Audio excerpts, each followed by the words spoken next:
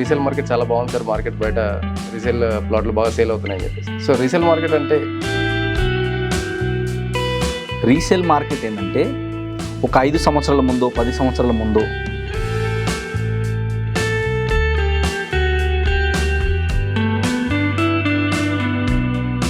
So ఇప్పుడున్న market కండిషన్లు ఏంటంటే అంత అగ్రెసివ్గా సేల్స్ లేవు, అంత అగ్రెసివ్గా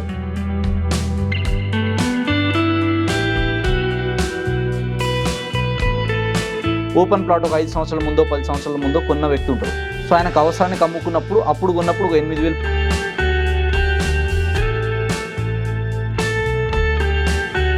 సో రీసేల్లో అడ్వాంటేజెస్ ఏముంటాయంటే కస్టమర్కి అర్జెంట్ ఉండి అమ్ముతున్నారు కాబట్టి మనకు కొంచెం 30% అంటే ఒక 10 to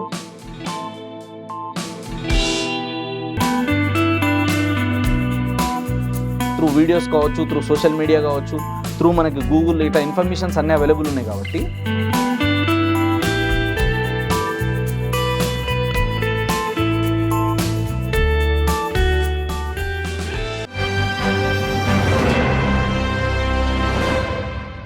నమస్తే, welcome to 3TV real estate.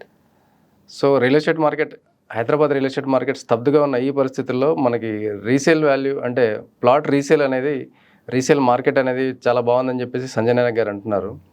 So ఏ ఏరియాలో బాగుందో అంటే రీసేల్ చేసినప్పుడు ఎంతవరకు మనం రీసేల్ చేయొచ్చు ఒకసారి మన real estate expert Sanjay Nayak గారిని అడిగి తెలుసుకుందాం. సార్ నమస్తే. నమస్తే సార్. సార్ అయితే మీరు అంటున్నారు కదా ఇప్పుడు రీసేల్ మార్కెట్ చాలా బాగుంది సార్, మార్కెట్ బయట రీసేల్ ప్లాట్లు బాగా సేల్ అవుతున్నాయని చెప్పేసి. సో రీసేల్ మార్కెట్ అంటే ఏంటి సార్ అసలు? అంటే ఏ లెవెల్ వరకు మనం రీసేల్ చేయొచ్చు? రీసేల్ మార్కెట్ ఏంటంటే ఒక 5 సంవత్సరాల ముందు 10 సంవత్సరాల ముందు గతంలో కొన్న కస్టమర్స్, ఇప్పుడు ఫర్ ఎగ్జాంపుల్ మీరే ఉన్నారు, ఒక 5 సంవత్సరాల కోసం 10 సంవత్సరాల ముందు ప్రాపర్టీ ఒకటి కొని పెట్టుకుంటారు. అప్పుడు మీరు కొన్నప్పుడు ఫర్ ఎగ్జాంపుల్ ఏంది గజం 5,000 10,000 కొని ఉంటారు.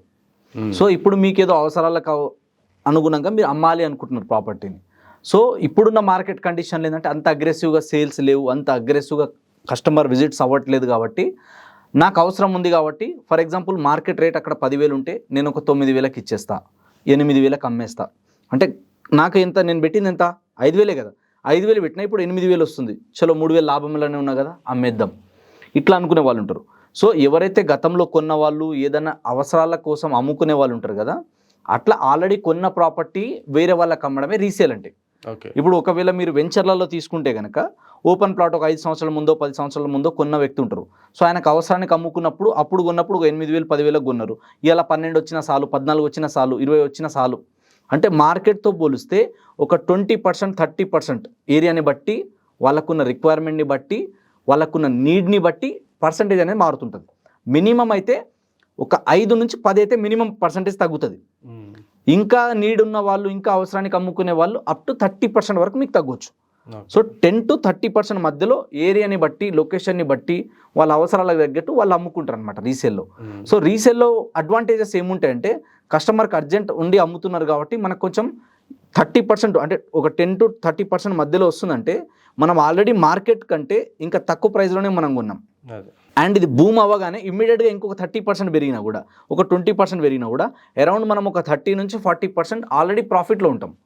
సో రీసేల్లో కూడా ఏంటంటే ఇప్పుడున్న మార్కెట్లో అప్పట్లో కొన్న వాళ్ళు అవసరానికి అమ్ముకునే వాళ్ళ దగ్గర నుంచి తక్కువలో వస్తాయి. అండ్ ఇంకొకటి ఏంటంటే ఎవరైతే అగ్రిమెంట్లు చేసుకొని పెట్టుకుంటారో, ఏవైతే ఏజీపీఎల్ చేసుకొని పెట్టుకుంటారో వాళ్ళకు కొన్ని లిమిటెడ్ టైం పీరియడ్ పెట్టుకుంటారు. 6 నెలలు ఇంత అమౌంట్ ఇవ్వాలి, 1 ఇయర్లో ఇంత అమౌంట్ ఇవ్వాలన్నప్పుడు వాళ్ళకు వచ్చే ప్రాఫిట్లు తగ్గించుకొని మీకు డిస్కౌంట్లలో ఇవ్వడానికి ఛాన్సెస్ ఉంటాయి.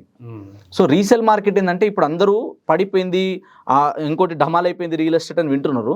ప్లస్ ఇంకోటి అవేర్నెస్ బాగా పెరిగింది జనాలకి, ఎందుకంటే త్రూ వీడియోస్ కావచ్చు, త్రూ సోషల్ మీడియా కావచ్చు, త్రూ మనకి గూగుల్ ఇట్లా ఇన్ఫర్మేషన్స్ అన్నీ అవైలబుల్ ఉన్నాయి కాబట్టి. సో కొందరు ఎవరైతే అవేర్నెస్ ఉన్న వాళ్ళు ఉన్నారో వాళ్ళు ఏం చేస్తున్నారంటే చలో ఈ మార్కెట్లో ఎంట్రీ అవుతే లో సెగ్మెంట్లో కూడా మంచి మంచి ప్రాపర్టీస్ కొనొచ్చు. ప్లస్ మనం ఎట్లాగో హోల్డ్ చేద్దాం అనుకుంటున్నాం కదా, సో కంపేర్ టు కొత్త దాంతో కంపేర్ చేస్తే పాత దాంట్లో ఇంకొంచెం తక్కువకి వస్తుంది కదా. ఇప్పుడు కొత్త రేటు ఫర్ ఎగ్జాంపుల్ మీకు ఒక 20,000 ఉందనుకోండి, పాత దాంట్లో 18,000కో 16,000కో 15,000కో రావచ్చు. సో ఇక్కడ ఎంత వేరియేషన్ వచ్చింది మీకు? 3,000 to 4,000 వచ్చింది. అగైన్ మార్కెట్ బూమ్ అయినప్పుడు ఇక్కడ 20 కాస్త ఇది 22 24 అయినప్పుడు అప్పుడు ఏమవుతుంది, మీరు ఇంకో 20% తగ్గించుకున్నా మీరు ఆల్రెడీ ఈ 40% పెరిగిన దానికి ఆల్రెడీ కొన్న 30%కి 60-70% వేరియేషన్లో ఉంటారు మనం ఆల్రెడీ. ఓకే. అంటే కొనే ఆపర్చునిటీ అంటే ఇప్పుడున్న మార్కెట్ కండిషన్లో 10 సంవత్సరాల ముందు కొన్న వాళ్ళు 5 సంవత్సరాల ముందు కొన్న వాళ్ళు అవసరానికి అమ్ముకుంటున్నారు కాబట్టి మీరు కొనడమే కొంచెం తక్కువగా ఉంటారు. ఇమ్మీడియట్గా మార్కెట్ ఓపెన్ అయినప్పుడు ఇంకో రూపాయి యాడ్ ఆన్ చేసి అమ్ముకోవడానికి ఉంటుంది. సో ఈ టైంలో ఏంటంటే హోల్డింగ్ కెపాసిటీ ఉన్న వాళ్ళు, డబ్బులు ఉన్న వాళ్ళు కొని పెట్టుకునే ఆపర్చునిటీ అనమాట. సో ఇంకొకటి ఏంటంటే బార్గెన్ చేసేటప్పుడు కూడా నేను నెలకు కడతా, 3 నెలలకు కడతా, 4 నెలలకు కడతా అనే వాళ్ళు కూడా ఉంటారు. జనరల్ టైం వచ్చేసి 30 days, 40 days. ఇప్పుడు రీసేల్ అనేసరికి కొంచెం డిగ్రేడ్ అనే ఫీలింగ్లో ఉంటారు కస్టమర్ కూడా. బార్గెన్ ఎక్కువ చేసే అవకాశం ఉంటుందా? చాలా మంది ఏమనుకుంటారంటే రీసేల్ అనగానే మరీ చీప్ అనుకునే వాళ్ళు కొందరు ఉంటారు, తెలియదు. ఎందుకంటే ఏదన్నా ఒక ప్రోడక్ట్ ఈ భూమి మీద ఏదన్నా సరే సెకండ్ హ్యాండ్ అవుతుంది, చాలా వరకు సెకండ్ హ్యాండ్ అవుతుంది. సో దాన్ని ఏంటంటే సెకండ్ హ్యాండ్ అంటాం, కానీ భూమికి సెకండ్ హ్యాండ్ అన్నారు ఎవరు. అంటే ఈవెన్ దో అపార్ట్మెంట్లో ఫ్లాట్ అని దాన్ని సెకండ్ హ్యాండ్ అంటారు, లేదా ఆల్రెడీ కొన్న వాళ్ళు సెకండ్ హ్యాండ్ ఫ్లాట్ వస్తుంది, రీసేల్లో వస్తుంది అంటారు.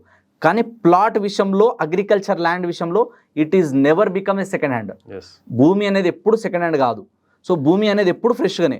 అండ్ ఒకవేళ అపార్ట్మెంట్లో చేతులు మారే కొద్దీ దాని డిమాండ్ తగ్గుతుంది, ఇల్లు అయినా సరే చేతులు మారే కొద్దీ డిమాండ్ తగ్గుతుంది. కానీ ఒక్క భూమి మాత్రమే చేతులు మారే కొద్దీ రేట్లు పెరుగుతుంది.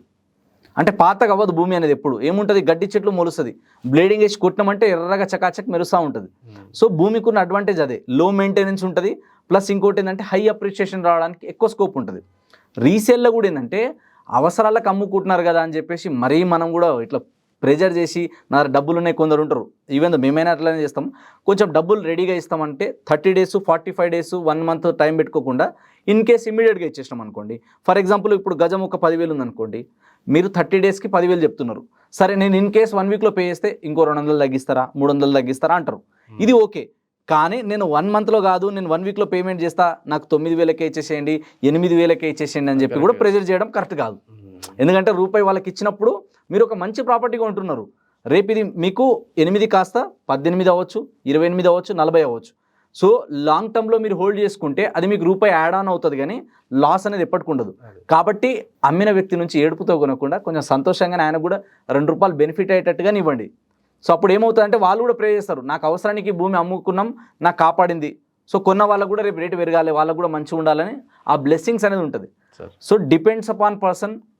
మనం రీసేల్లో ప్రాపర్టీస్ కొనడం ఏం తప్పు కాదు. కాకపోతే రీసేల్లో ఒకటి చూసుకోవాలి, ఏంటంటే లీగల్ వెరిఫికేషన్ చూసుకోవాలి. ఎన్ని చేతులు మారొచ్చింది, మధ్యలో ఏమైనా డాక్యుమెంట్లు మిస్ అయినాయా, మధ్యలో ఎవరైనా వేరే వాళ్ళు ఇన్వాల్వ్ అయి ఉన్నారా, ఈ కొంచెం లీగల్ అనేది కొంచెం భయం ఉంటుంది రీసేల్లో.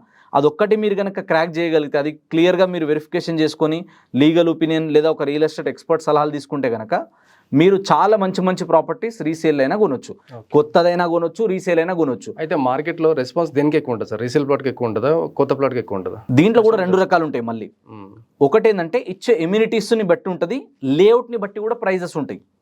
ఇప్పుడు డిటిసిపికి ఒక డిమాండ్ ఉంటుంది, హెచ్ఎండిఏకి ఒక డిమాండ్ ఉంటుంది, జీపీకి ఒక డిమాండ్ ఉంటుంది, దాందే ఉంటుంది. సో ఇప్పుడు హెచ్ఎండిఏ ఉంది, దాంట్లో ఆల్రెడీ డెవలప్మెంట్స్ అంటే 5 సంవత్సరాల ముందు ఉన్న రూల్స్ రెగ్యులేషన్స్కి అనుగుణంగా వాళ్ళు డెవలప్ చేశారు. అప్పుడున్న కండిషన్, అప్పుడున్న రూల్స్ రెగ్యులేషన్ వేరు, ఇప్పుడున్న కండిషన్, ఇప్పుడున్న మైండ్ సెట్, ఇప్పుడున్న అట్మాస్ఫియర్ వేరు. నెక్స్ట్ రాబోయే కల్చర్ చేంజ్ అవుతుంది కాబట్టి దాన్ని బేస్ చేసుకొని డెవలప్మెంట్ చేసేది వేరే ఉంటుంది. ఇప్పుడు దాంట్లో కూడా వెల్ మెయింటైన్ ఉంది, అన్ని డెవలప్మెంట్స్ బాగున్నాయి, యూజ్ చేయడానికి మంచిగా ఉంది, మనకి కన్స్ట్రక్షన్కి ఈజీగా ఉంది, టౌన్కి ఆనుకొని ఉందంటే ఒక ప్రైజ్ ఉంటుంది. అది రీసేల్ అయినా కొనొచ్చు మనం. లేదు దాంట్లో అంత ఇమ్యూనిటీస్ లేవు, అన్ని ఫెసిలిటీస్ లేవు, కానీ ఫ్యూచర్ అంతా కూడా కొత్త వాళ్ళ కోసం కొత్త రకాలుగా డెవలప్మెంట్ చేస్తున్నారు, ఎక్కువ ఎమ్యూనిటీస్ ఫెసిలిటీస్ ఇస్తున్నారు. సో ఇక్కడ వచ్చే కమ్యూనిటీ వేరే ఉంటుంది, ఇక్కడ వచ్చే జనాల మైండ్ సెట్ వేరే ఉంటుంది. ఇక్కడ అంతగానం ఎర్నింగ్ చేసే వాళ్ళు, అంత ఎఫర్ట్ చేసే వాళ్ళే వస్తారు. ఇలాంటి పారామీటర్ని బేస్ చేసుకుని కూడా ప్రైజెస్ మారుతుంటాయి. సో మనకు కొంచెం లగ్జరీ, కొన్ని కంఫర్ట్స్, కొన్ని ఎక్స్ట్రా ఇమ్యూనిటీస్ ఉంటాయి. ఇప్పుడు మనం ₹2 ఎక్కువ పెట్టినా సరే రేపు అమ్ముకునేటప్పుడు అది యాడ్ అన్నయ్యి వస్తుంది మనకి. కొన్ని పాత దాంట్లో కొన్ని అన్ని ఫెసిలిటీస్ ఉండవు కాబట్టి కొంచెం తక్కువ రేట్లో వస్తుంది. సో ఇక్కడ మనం చూడాల్సింది ఏంటంటే, ఒకవేళ మనం దీని నుంచి పెద్ద ఇన్కమ్ క్రియేట్ చేయాలి, అక్కడ ఫెసిలిటీస్ ఎక్కువ ఉన్నాయి, బ్రాండ్ బాగుంది, డెవలప్మెంట్స్ బాగున్నాయి, క్వాలిటీ బాగుంది, సో ఇక్కడ వచ్చే జనాలు బాగుంటుంది, రేపు సేఫ్టీ సెక్యూరిటీ ఉంటుంది అనుకుంటే దానికి ఉండే డిమాండ్ దానికి ఉంటుంది.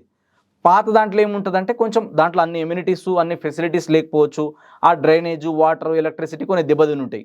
ఇవి కొంచెం డిఫరెన్స్ ఉంటుంది. సో కొనేటప్పుడు ఏంటంటే అది లొకేషన్ మంచిగా ఉంది, రోడ్ వైండింగ్ బాగుంది, సో రేపటి రోజు మనకి ఇక్కడ ఏం వరదలు రావు, చెరువులు కట్టలు అట్లాంటి నుంచి ఎఫెక్ట్ ఉండదు, లేదా చుట్టుపక్కల ఉన్న వాళ్ళతో ఇబ్బంది ఉండదు అనుకుంటే తీసుకోవచ్చు. ఓకే. రీసేల్ అనేది అంటే ప్లాట్ల విషయంలో మీరు కొత్తది పాతది పెద్ద డిఫరెన్స్ అనిపించదు ఒకవేళ ఇన్వెస్ట్మెంటే అనుకుంటే.